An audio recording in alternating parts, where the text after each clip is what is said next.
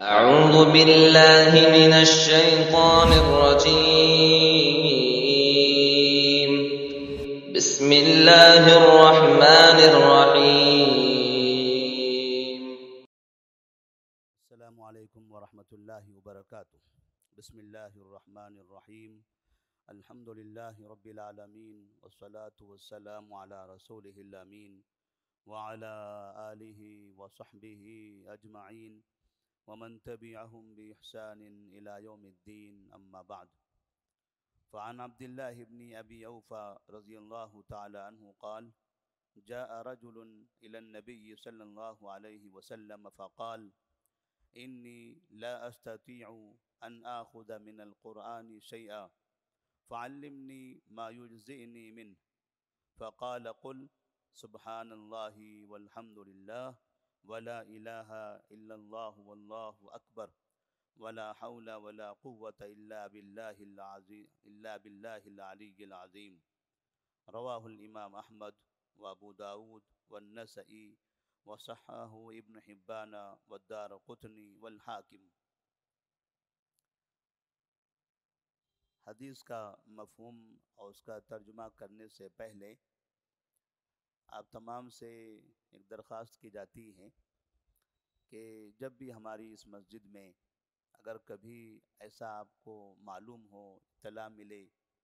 کہ کسی شہر سے کچھ افراد آئے ہوئے ہیں جو اپنے شہر میں مسجد تعمیر کرنا چاہتے ہیں اور وہ اس شہر کی اہل حدیث کی پہلی مسجد ہے، تو ایسی صورت میں آپ لوگوں کو اس میں بڑھ چڑھ کر حصہ لینا چاہیے، اس لیے کہ کوئی ایسا گاؤں، ایسا شہر جہاں ہماری ایک بھی مسجد نہیں ہے، تو ایسی صورت میں اس جگہ رہنے والے جو توحید کی دعوت دینا چاہتے ہیں، توحید پر عمل کرنا چاہتے ہیں، ان کو کس کس طرح کی پریشانی آتی ہے، نماز پڑھنے میں کیا دشواری ہوتی ہے، یہ ہم نے اپنی آنکھوں سے بہت دیکھا ہے۔ باقاعدہ جہاں پر ہم رہا کرتے تھے،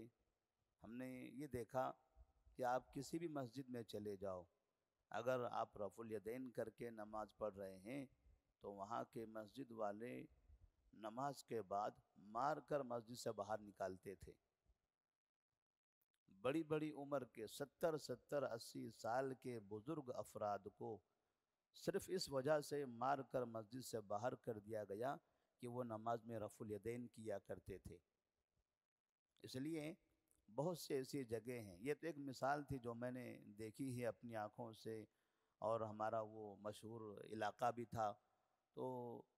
ایسی اور کئی جگہیں ہیں ہندوستان کے اندر جہاں اہل حدیث نماز پڑھنے کے لیے جاتے ہیں، ان کی اپنی کوئی مسجد نہیں ہوتی، تو وہ یہ سمجھتے ہیں کہ ہمارے بھائی ہیں، مسجد تو اللہ کا گھر ہوتا ہے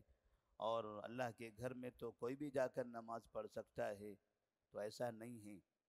ایسا نہیں ہے، جیسا ہم سوچتے ہیں ویسا ہمیں دکھائی نہیں دیتا، بلکہ اگر ان کی مساجد میں نماز پڑھنے جاؤ، زور سے آمین بولو، تو ایسی صورت میں یہ نماز کے بعد گالیاں بھی دیتے ہیں، مارتے بھی ہیں، دھمکیاں بھی دیتے ہیں۔ اب جہاں ہماری مسجد 1 سے 2، 2 سے 3 اگر ہو جائے اور تعداد کچھ نظر آنے لگے تو پھر یہ حرکتیں نہیں کرتے، لیکن جب تک ایک مسجد بھی تعمیر نہیں ہوتی ہے، بنیاد نہیں بنتی ہے، تب تک کہ اہل حدیثوں کو انتہائی اجنبی کی طرح اور اسلام سے ایک عجیب نظروں سے دیکھا جاتا ہے کہ یہ آمین بولتے ہیں، پتہ نہیں یہ کون سا بڑا گناہ کرتے ہوں گے۔ اس لیے جب بھی مسجد کی تعمیر کے لیے اعلان کیا جاتا ہے، آواز دی جاتی ہے، تو آپ ضرور بضرور مساجد کی تعمیر میں حصہ لیں، پتہ نہیں ان مساجد میں ہمارا یہ حصہ آخرت میں ہمارے لیے کتنا ثواب کا ذریعہ بننے والا ہے۔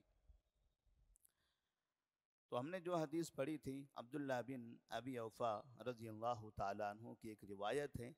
وہ کہتے ہیں جاء رجل الی النبی صلی اللہ علیہ وسلم۔ یہ حدیث ایک ایسے مسئلے سے متعلق ہے کہ اگر کوئی شخص نماز پڑھنا چاہتا ہے لیکن اسے سورہ یاد نہیں ہے، سورہ فاتحہ یاد نہیں اور کوئی سورہ یاد نہیں ہے، وہ کوشش کر رہا ہے لیکن یاد نہیں ہوا، وہ نماز پڑھنا چاہتا ہے، تو ایسی صورت میں وہ نماز کیسے پڑھے؟ کیا سورہ فاتحہ اور سورہ کے علاوہ اس کی جگہ کوئی دوسری سورہ یا کچھ دوسری چیزیں پڑھی جا سکتی ہیں؟ ہمیں تو یہ معلوم ہے کہ نماز فرض ہے اور نماز ہر حالت میں پڑھنا ضروری ہے، نماز تو پڑھنا ضروری ہے، لیکن اگر کبھی نماز میں پڑھی جانے والی صورتیں ہمیں یاد نہیں ہیں، قرآن یاد نہیں ہے، تو پھر ایسی صورت میں ہم نماز کیسے پڑھیں گے؟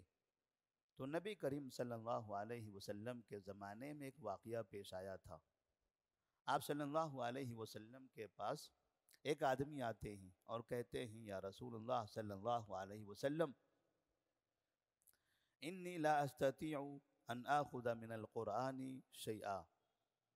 میں قرآن سے کچھ بھی یاد نہیں کر پاتا ہوں، کچھ پڑھ نہیں پاتا ہوں، میں پڑھنا چاہتا ہوں لیکن یاد نہیں رہتا ہے، پڑھ نہیں سکتا ہوں۔ فعلمنی ما یجزئنی منہ، تو آپ مجھے کچھ ایسی چیز سکھا دیجئے کہ اگر میں قرآن کے بجائے وہ چیز پڑھ لوں تو یہ میرے لیے کافی ہو جائے۔ مجھے قرآن کی کوئی چیز یا قرآن کی کوئی آیت یا صورتیں یہ یاد نہیں ہوتی، میں پڑھ نہیں پاتا ہوں، اور لیکن نماز پڑھنا چاہتا ہوں، تو نماز میں تو قرآن پڑھنا ہے، قرآن کی تلاوت کرنی ہے، اور سب سے اہم تو سورہ فاتحہ ہے، سورہ فاتحہ کی بھی تلاوت کرنی ہے، اس کے بغیر تو نماز نہیں ہوتی ہے، لیکن مجھے وہ بھی یاد نہیں ہوتا ہے۔ فعلمنی ما یجزئنی من، تو آپ مجھے ایسی چیز سکھا دیجئے جو اس سے میرے لیے کافی ہو جائے اور میری نماز درست ہو جائے۔ فقال، تو آپ صلی اللہ علیہ وسلم نے انہیں ایک دعا سکھائی کہ اگر آپ کو سورہ فاتحہ یاد نہیں ہیں یا دوسری سورہ یاد نہیں ہیں، آپ نہیں پڑھ سکتے ہیں، تب ایسی صورت میں یہ دعا پڑھ لیجئے۔ آپ نے کہا، قل، آپ کہو، سبحان اللہ والحمد للہ ولا الہ الا اللہ واللہ اکبر ولا حول ولا قوة الا باللہ العلی العظیم۔ اب یہ صبح شام کی جو دعائیں ہیں، ان دعاؤں میں سے یہ دعائیں آ جاتی ہیں، تو اس طرح سے اگر آپ کو سورہ یاد نہیں ہے تو کم سے کم آپ یہ دعا پڑھ لو، یہ دعا پڑھنے سے آپ کی نماز درست ہو جائے گی۔ ہم نے اس سے پہلے کی حدیث میں یہ پڑھا تھا کہ نبی کریم صلی اللہ علیہ وسلم نے فرمایا، من صلی صلاۃ لم یقرأ فیہا بأم القرآن فہی خداج، کہ اگر کوئی شخص نماز پڑھتا ہے، کوئی ایسی نماز جس میں وہ سورہ فاتحہ نہیں پڑھتا ہے، تب ایسی صورت میں اس کی نماز نامکمل ہے۔ تو سورہ فاتحہ پڑھنا تو نماز میں ضروری ہے، واجب ہے، لیکن ایسا شخص جو معذور ہو، عذر، مجبوری، پریشانی، یہ بعض مرتبہ شریعت میں واجبات کو ساقط کر دیتی ہیں، اس سے آدمی وہاں پر معذور ہو جاتا ہے اور اس کے لیے وہ چیز اب ضروری نہیں ہوتی۔ جیسے اللہ نے قرآن میں فرمایا، لا یکلف اللہ نفسا الا وسعها، لا یکلف اللہ نفسا الا وسعها،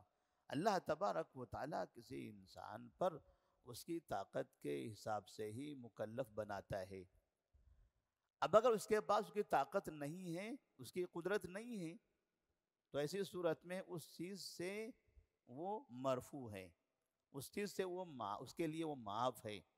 لیکن اسے کوشش کرنی چاہیے، اسے کوشش کرنی چاہیے، کیونکہ نماز ہے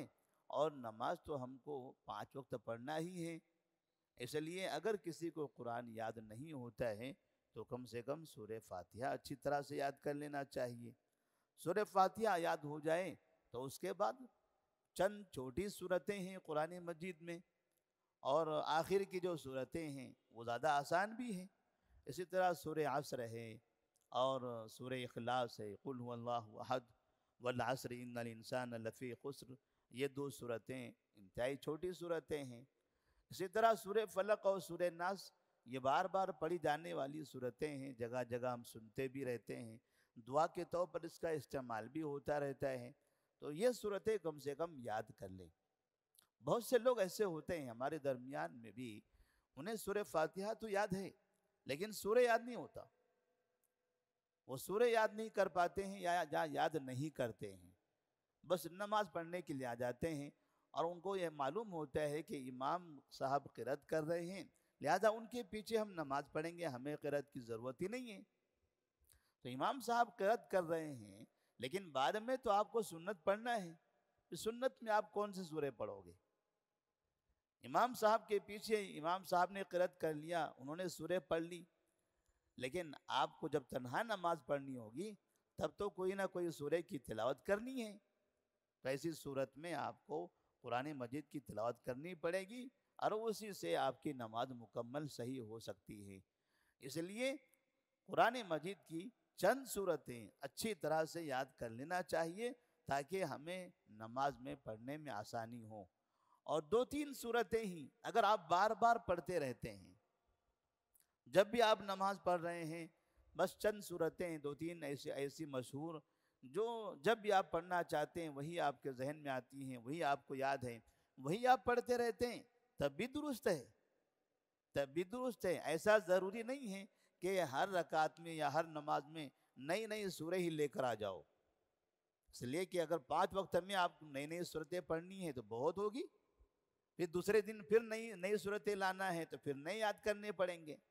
تو یہ ضروری نہیں ہے. چند صورتیں آپ یاد کر لیں، اسی کو آپ بار بار دہراتے رہیں تو بھی اس طرح سے آپ کی نماز درست ہو جائے گی. نماز میں ایسا پڑھنا درست ہے. اس سے ایک چیز یہ ثابت ہوتی ہے کہ نبی کریم صلی اللہ علیہ وسلم نے اس شخص سے کہا کہ یہ دعا پڑھ لو، سبحان اللہ والحمد للہ ولا الہ الا اللہ واللہ اکبر ولا حول ولا قوة الا باللہ العلی العظیم. لیکن آپ نے نماز پڑھنے کی تاکید کی. یہ نہیں کہا کہ آپ کو سورہ نہیں آتی تو نماز نہ پڑھو. نماز تو ہر حالت میں پڑھنا ہے. تو اللہ تبارک و تعالیٰ سے دعا ہے کہ اللہ تبارک و تعالیٰ ہم تمام کو نمازوں کا اہتمام کرنے کی توفیق عطا فرمائے. السلام علیکم ورحمۃ اللہ وبرکاتہ.